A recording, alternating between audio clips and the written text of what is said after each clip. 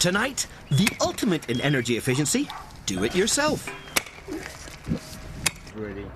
The ultimate natural fertiliser, worm wee wee. That's the stuff that you have to do. And in the search for self-sufficiency, we get a bit carried away. Whoa!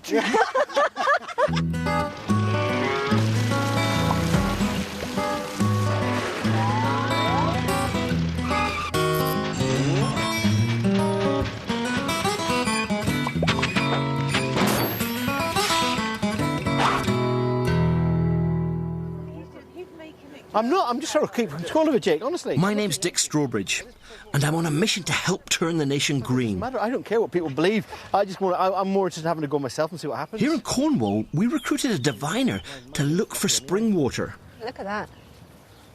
Look. It's amazing. See, look, it's actually twisting round and round and round, look. I don't believe this. I'm going to have to try for myself. I can't stop it. That's impressive. We like that. The twig's nearly broken because when I was holding it tight in my hand, when it twisted around, the actual twig itself twisted, but it didn't move my hand, so it nearly broke itself.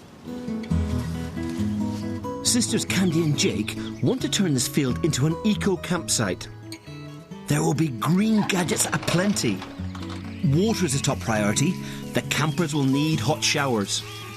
A 20-tube system can generate about the equivalent of having your immersion heater on for 3 hours, 4 hours in a 20-tube system. Yeah. So you can imagine an immersion heater on for 3 or 4 hours per day. Yeah. That's the amount of power that you're getting from a 20-tube system. With a proper system, yes. With a proper system. But that's going to be a phenomenal amount of money, all those tubes, surely. It doesn't have to be expensive.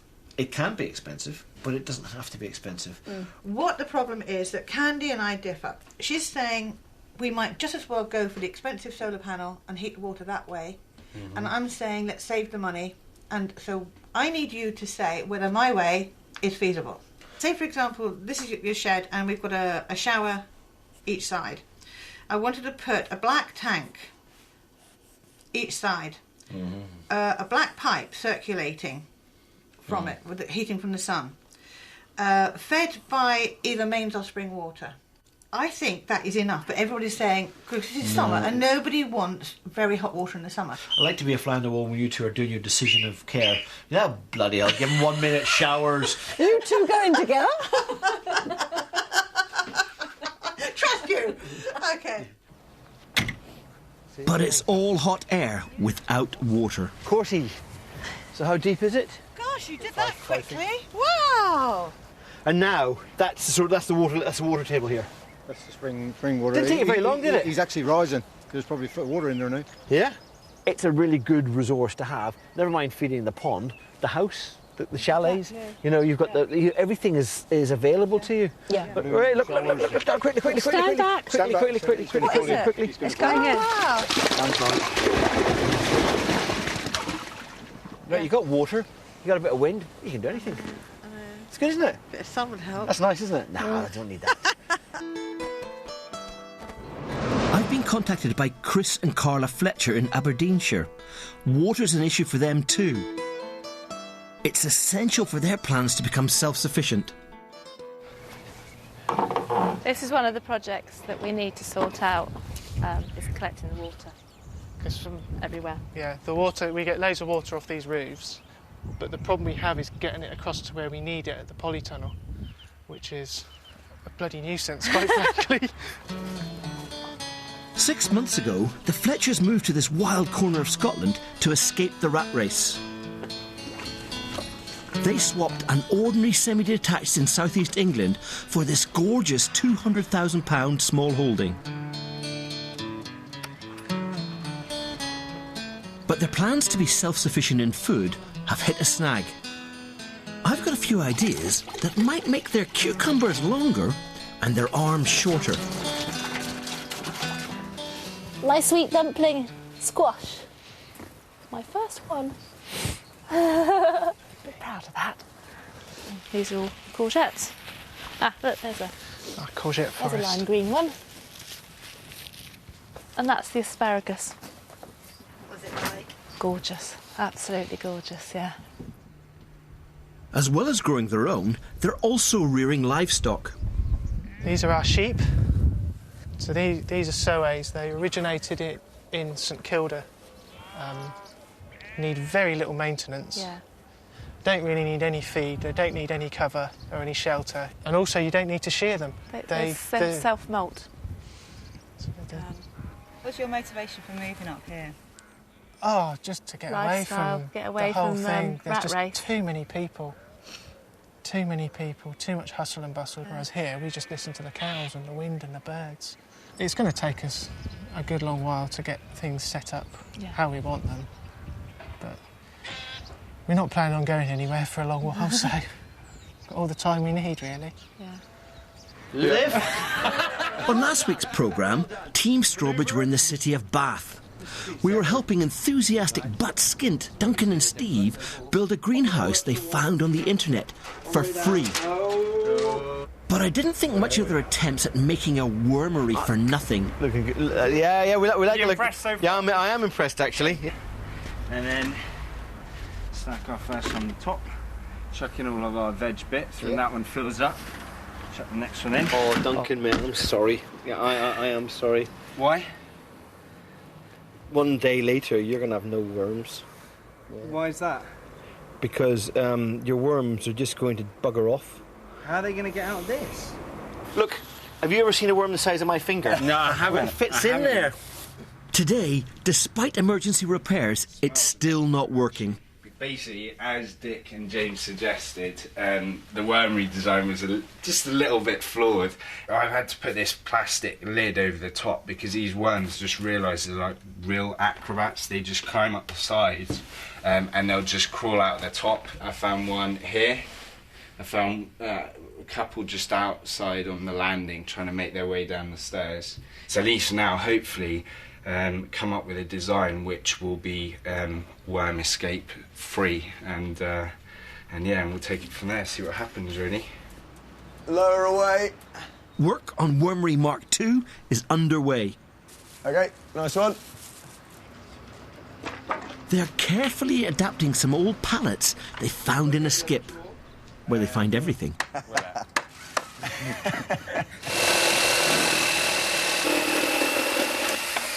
Neither of these edges are square. Who's been cutting this wood? It's not good wood. You wouldn't make furniture with it, but for stuff. Yeah, no, let's see. Oh, it's just wonky. And it's going to be boring now I've got this, hopefully, because they won't escape anymore. It might not win any design awards, but with luck, it will be fit for purpose. Yeah, it's come together, hasn't it? We'll see when the worms, see how many worms escape, and then I think we'll decide. Maybe there'll be a Mark III, or maybe that'll be it. It's a gorgeous autumnal day. We're in Scotland. We're a very long way from Cornwall, and it's forecast to snow. And James is going to be digging outside all day long. Oh, and tomorrow as well.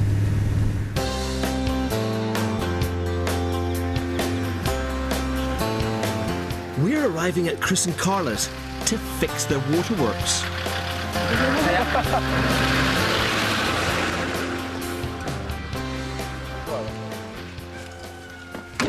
Hello. Good to meet you, Chris. Hi, Dick, how you doing? Hello, lovely to see you. How are you doing? Hi, Good to see you. Okay, come on, show me around. What are we doing? Hoping to do some rainwater harvesting. So where are you collecting it from? Well, it's coming off of these roofs at the moment Yeah.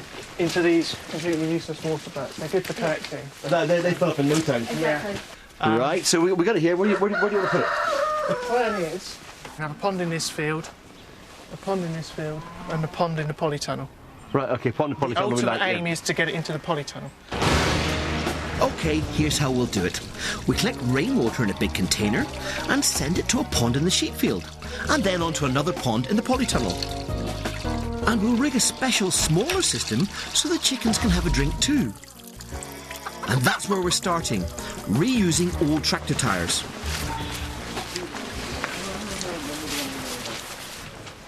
We're going to take the pipe off and turn it upside down, so that little angle goes up there, And when we put that little angle on the top, all of a sudden this pipe's going to come sticking out this way. And then it's just going to squirt into our pond. It's idle, it's messy, it's Frankenstein, and we like it. Chris is starting work on the sheep pond with a digger, but James has chosen the green option for the chickens, and a volunteer is definitely worth 10 pressed men.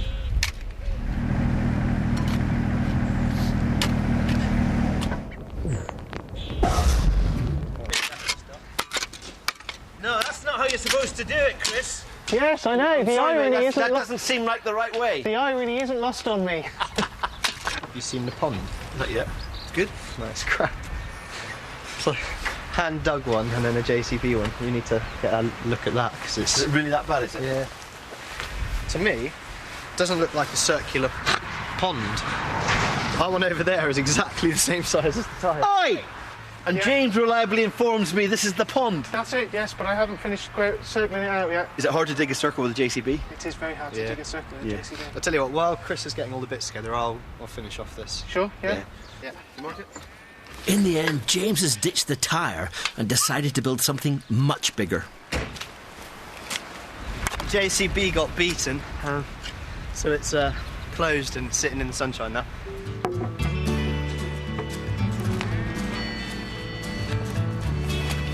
And now we're just going to get as much good turf as we can, put it on top of the edge of the lino, and then hopefully it'll rain.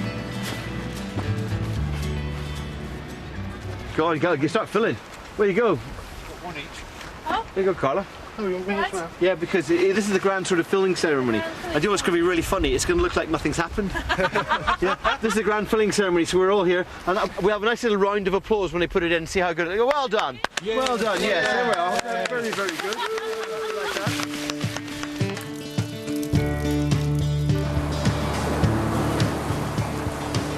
The campsite sisters Jake and Candy are getting greener by the minute. Yeah, hi Jasper. Why you got cold hands? Well, it's got a bit cold. You've been standing out here too long. They're going to landscape their 7 acres. Yeah. And I was thinking oak, hawthorn. There was something, sweet chestnut we've got, haven't we? Parker that we don't need. No, we haven't got a sweet chestnut. Sure, no. Haven't we? Well, there's dog rose there. Dog Dog rose, rose. yes, please. You get your pixie spade out. I might get Trevor with a digger. Back at their home, it's down to business. And at last they're tackling my action plan with some tricky matters to resolve.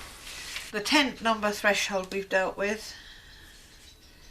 Where to put the cars. We've decided to put the cars. Here's the plan. Text my neat one and Candy's rubbish one. This is the entrance that they're going to come in from the lane. We're asking them to only drive in to pitch their tent and then leave their cars here. So the wear and tear on the piece of Is land minimal. here is minimal. And so all the questions relating to facilities, wash facilities and everything, we need 2 WCs for women, 1 for men and a urinal, plus a shower each, plus a hand basin each. Mm. Candy, where's my leaflet on the Here. over it? Oh, here we are. It's here. I've got it here. The beauty of compost toilets is that they are portable. Because there's no plumbing involved, you can put them anywhere you like, and you can move them. Look, they're all porcelain in different colours. Oh yeah, well that's a priority, isn't it? And they might just like white. We're making up as we go along. This is not your conventional tap fitting. Right, we'll whip that one around. Let's see how we're going to mount this. James has done a brilliant job on the chicken pond. But the gutters are in a right state. When you actually have a small holding, you get used to doing some pretty horrid things. Let me just pour it in there. Turn the tap on. Hey! 2 down and 1 pond to go. This time it's for the polytunnel. We need something here that catches all the water from the roof and then just feeds it through a bit at a time. From the front edge of this, we will have a pipe. It'll be one of the blue pipes, like you did before. It will come down at a fairly gentle angle down into the ground about here. Yeah. From here, it goes straight at that tire. Right. Okay. And it has to be under the ground the whole way. Yeah, it has to be. You know what that means, James.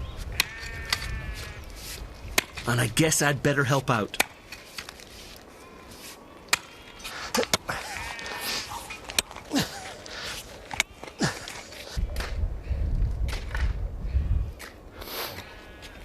No, it's if you've got to keep working, otherwise you get cold. That's why you take your layers on and off. Hang on, I thought the digger had shut up shop. Looks like it's going well now, and it's a woman driver. Mum will be proud of her. You're a lot better at the cruise. It's quite funny. We've got a pretty complicated sort of layout of trenches and holes now. The main one is we've got the water storage high up over there, comes along the trench. And at this point we put a T-junction in. Some of it will go straight into this pond and sort of be good for watering like all the animals. And then the other section's going to have a tap on it and it's going to go down to the polytunnel. Basically involves a lot of digging and some pipe. It's quite simple.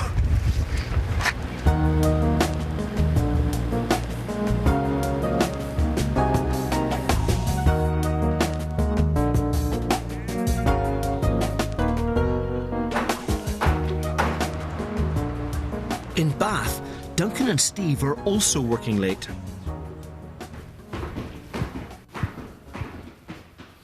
Duncan is spreading the green message, asking his neighbours to help feed his worms. The idea being, I basically wrote them a bit of a silly letter, kind of introducing myself, and left each of the 3 flats an ice cream pot, one of those sort of 2-litre tubs. Check out the wormery. Lid off. So there's still quite a lot of food that's not been eaten by the worms, so it's probably best actually not to feed them too much. Probably just a couple of choice bits out of the bucket today, and I'll leave them to it. It's just a token amount more than anything. And the rest will go on the compost heap. Got backup lighting in the form of my old beer barrel. Okay. That's better. Right, so where are they going? So we've got Pak Choi. I think that's the one that grows biggest. Whack that one in right in the corner. He goes there. Literally, yeah. Right then. How emotional are you feeling, Steve? I may shed a tear. I'm not sure. It's quite a pivotal moment now. This is pretty sweet, to be honest. Where have you got? Where's your trowel? Yeah, it's broken. So hands. I forgot to tell you that. I do owe you a beer. Really? Do you remember we were sat upstairs planting the seedlings out into the tray? Yeah.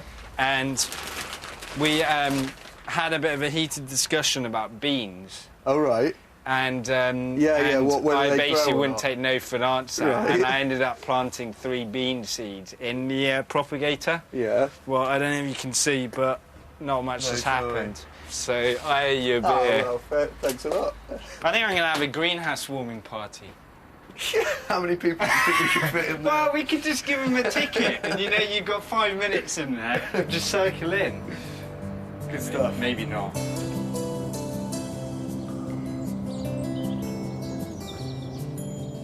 As a new day dawns in Cornwall, Jake and Candy's campsite is finally starting to take shape.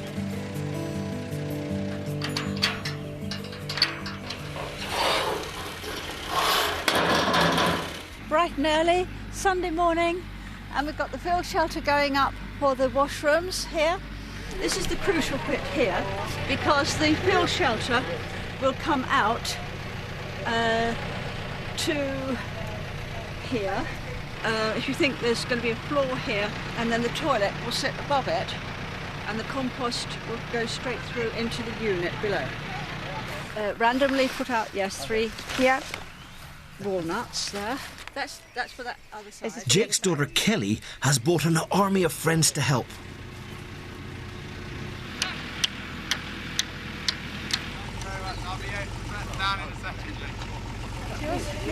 I didn't want to rush the Kelly's friends and Kelly. They're only here for a weekend. And they were good. They got out here. But to coordinate everybody is a lot more difficult than you think. So that means everything's going fine now, having dashed out with the teas and coffees and refreshments, which is very important when they're working. So far, there are no hitches, and it looks as though, I mean, how often does it go right? I mean, this time, I think, is my day, and it's all going to go right. 600 miles away in Aberdeenshire, Chris is really getting into recycling. He's done a deal with a local farmer to get this man-sized tank to replace that girly water butt. Let me put that goodness back there. Hold on. And he's even found an old water pipe half buried in the field. We're going to reuse this to take water from the garage roofs and the barn roofs across to the polytunnel. This is the famous Battle of the Blue Snake.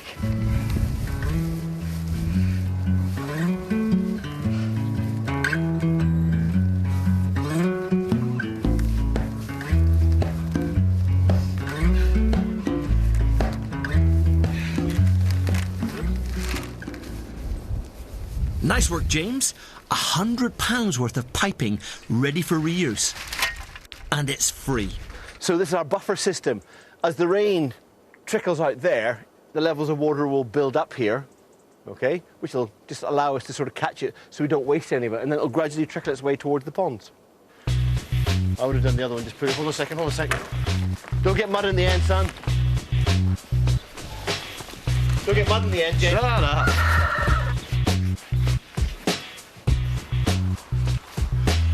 Stop. Take your end. Get in the trench. Don't get mud in it. What are you doing, James? Getting out a really poor little thing. It's not a mole, is it? No. Pond's first victim. Jake and Candy are also digging a pond, the first of a series of water features. I just think it's very exciting, but it hurts as well, seeing our land chewed up like that. To see it raw like this is not particularly nice, but we have always wanted the pond here. Yes, we have. So we've talked about it right from day one, haven't we? Yeah. When it's finished, this huge pond will act as a reservoir for spring water, and it'll attract wildlife.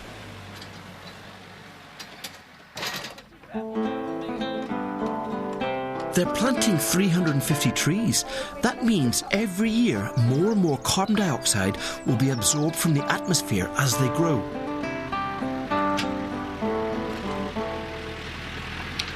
Last time Dick was here, it looked as though we hadn't really done very much. He needed to give us a bit of a kick and to make us realise that if we didn't get going, weather permitting or weather not permitting, then we would not be ready for the summer. Field shelter up, landscaping done. What a cracking job. James and I can expect a phone call at any time saying they're ready for us to come back and help with the solar panel, wind turbine and those compost loos. Isn't it amazing what can be done in one day with everybody helping?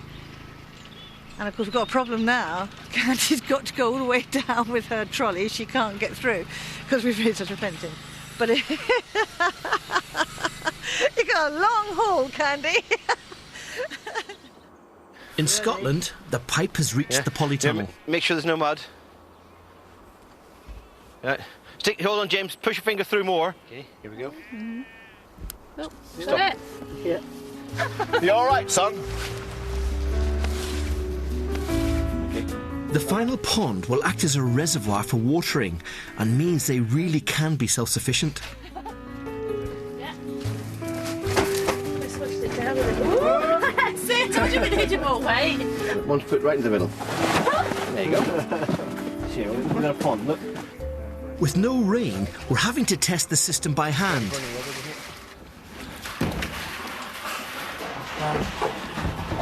This is now connected.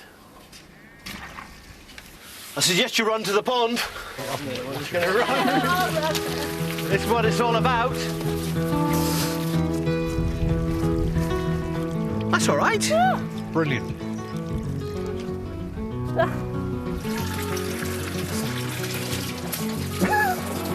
Okay, let's hold on. And no more carrying barrels, Chris. No more barrels. It's brilliant. Now you.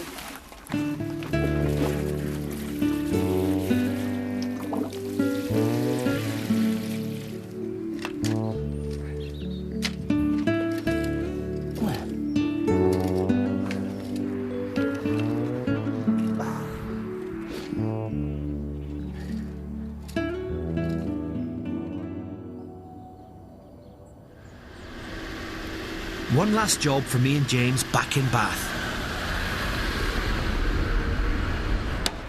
Duncan and Steve are just about to invest in renewable energy, I think. It's solar panels, isn't it? Yeah, I think it's for their greenhouse, isn't it? Yeah. So with a bit of luck, we'll plug it in and that's then done, isn't it? We bought them some eggs as well. Hello. How are you doing? Whoa, look at that! Good to see you, mate. Nice to How you doing? Good to see you. Look, a couple of bags, little hanging baskets. Yeah, Optimised. little radishes. We've got spinach in a corner over there, and then just a couple of the old herbs kicking off here as well. Stuff like that. By the way, very, very impressed. Are you? Yeah, very, Great. very impressed. Down to business. We're fitting a solar panel with them. It's quite good because I got this as a kit as well, which came with a voltage tester, charge controller. Yep. And the old solar panel. There you go. Look, it's not even out of the packet, and the little light's flashing. See the light flashing? That means there's enough light to make electricity. So it's a good investment. How much you pay? A whole lot was just over £90, I think. That's quite a lot, isn't it? That's a big investment. Yeah. Well, I mean, we haven't spent a penny basically, so I think on average we've done not bad, really. Good job, mate. Is it level? This is bad. Yeah, it is. Yeah. Okay. That's all you need. This is all energy you're wasting so far. I know. We gotta hurry up. The panel will charge a battery for their heat sink, which is the system we built last week to keep their greenhouse warm at night.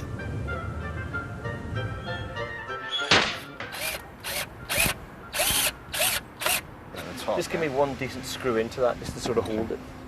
So now, the answer is renewable energy. It's a solar photovoltaic panel, and all this does is it just links to the battery and keeps it charged. It's not the cheapest solution, but it is by far the easiest solution. Here you go, guys. Oh, the wormery! This is a different Mark version. II. So what we've done is you still have the base there. Yeah. If you have a look at the bottom. No, that's good. That's good. Look at these worms galore. And I love this. Oh, look, it's my special lifting handles. So how much did that cost? Well, nothing. See? It's the Duncan and Steve price. Oh, that'll be nothing. It's already producing the most potent fertiliser. So this stuff is really nasty. A good vintage. But that's the stuff. That's the stuff that you have to do.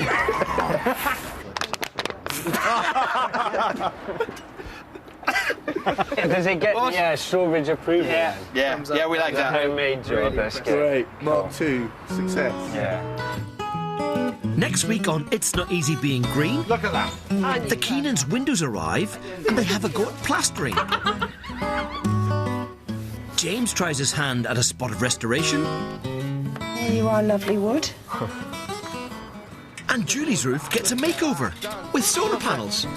Yes. Everybody's roof should have one, shouldn't they? Oh, definitely. For more information about any of the projects featured in the programme, log on to bbc.co.uk/lifestyle. And there's more information about the Strawbridge family's quest to live an eco-friendly life in this BBC book.